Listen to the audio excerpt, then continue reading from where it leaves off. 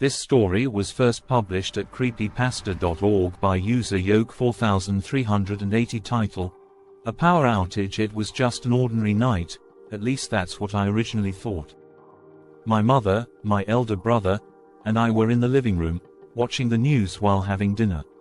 It was then that the power suddenly went out. We were surprised for a moment but quickly shrugged it off and went about our business. After all, we lived deep in the mountains, and the construction team at the foot of the mountain often messed up the power lines, causing outages. If it was summer, we might have complained, but since it was late autumn and we didn't urgently need electricity, we didn't pay much attention to it. My mother and brother quickly finished their meals and went back to their rooms. I, on the other hand, went out to the balcony, where the breeze was cool and pleasant. From there, I could see distant skyscrapers and the forest below. I took a can of beer from the now powerless fridge, brought a stool to the balcony, and sat there drinking while gazing at the quiet forest below. I saw a few familiar figures not far away. They were my uncles and other relatives. Our family had lived on this mountain for generations, except for my father's siblings. Back when the economy was booming, they all went out to make their fortunes. My father, however, died in a car accident many years ago, and today was both his death anniversary and his birthday.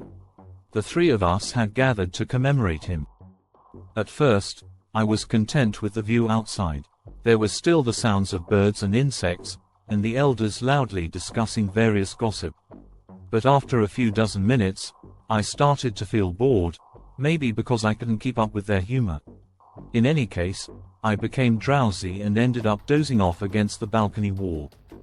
I don't know how long I slept, but I was half awake when I heard the sound of the front door handle being turned and the door slowly opening. At first, I thought it was my brother, but I didn't hear anyone leaving their room. My second thought was that my mother had forgotten to lock the door, and now we had a burglar. That jolted me awake, and I tried to get up to check, only to realize that I had fallen asleep on the balcony floor. If I hadn't cleaned earlier today, I would have screamed. I slowly lifted my head to look toward the entrance. A tall figure was walking into the living room, glancing around. It didn't seem to notice me and just lingered by the dining table for a while, doing something I couldn't make out. At that moment, a door creaked open from elsewhere in the house. Judging by the direction, it was probably my mother. She called my name, asking if I had just opened the door to go out, and so she ended up face to face with the figure in the living room. They stared at each other for a few seconds. My mother kept asking if I was trying to scare her and pointed her flashlight at the figure.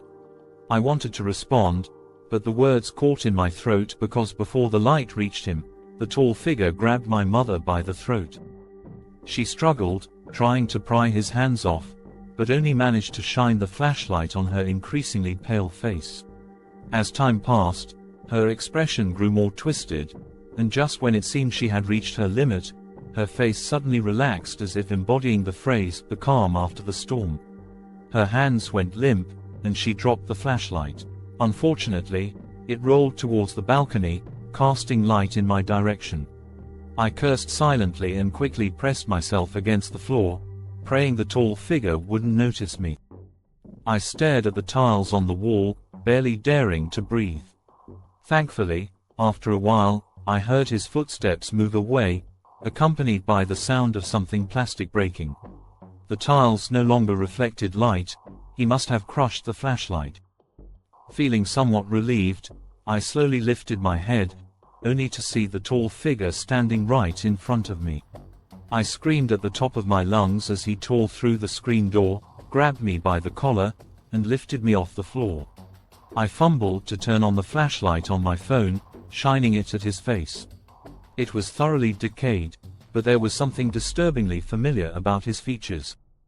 He crushed my phone and grabbed my lips, silencing my screams.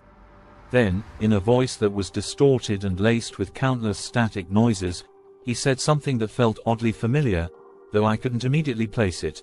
"I don't like noisy kids." Just when I thought he was going to kill me, the sound of a door being flung open echoed through the house, followed by the slam of it closing and my brother's frantic voice calling out. The tall figure heard the noise, threw me to the ground, and walked towards my brother. My brother rushed into the living room, shining a flashlight around.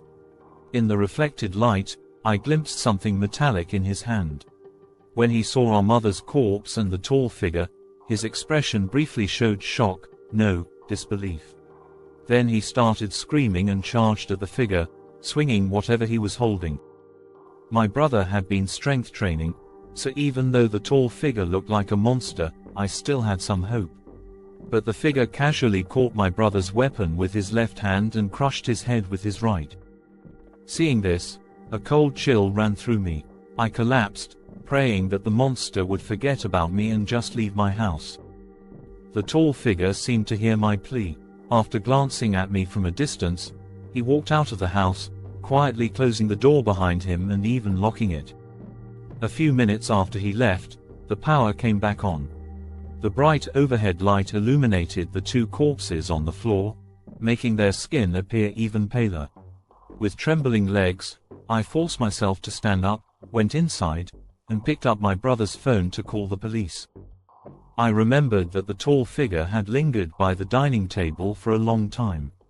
When I looked, I found a piece of paper there, detailing the specifics of a murder case. The victim was my father, and the killers were all my relatives, except me. This realization filled me with growing dread. About 10 minutes later, the police arrived. They told me that aside from my mother and brother, all my relatives on the mountain had been killed. They took me to the station for questioning. The police were able to find significant evidence related to the case from the information on that paper.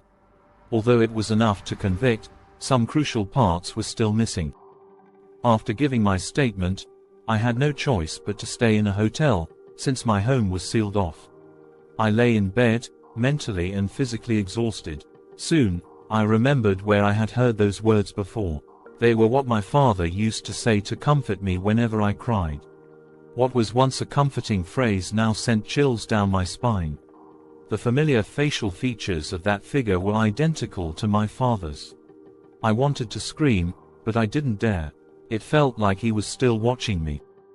After all, I was the mastermind behind the entire murder case, the missing link that explained everything. Just then, in the hotel, the power went out.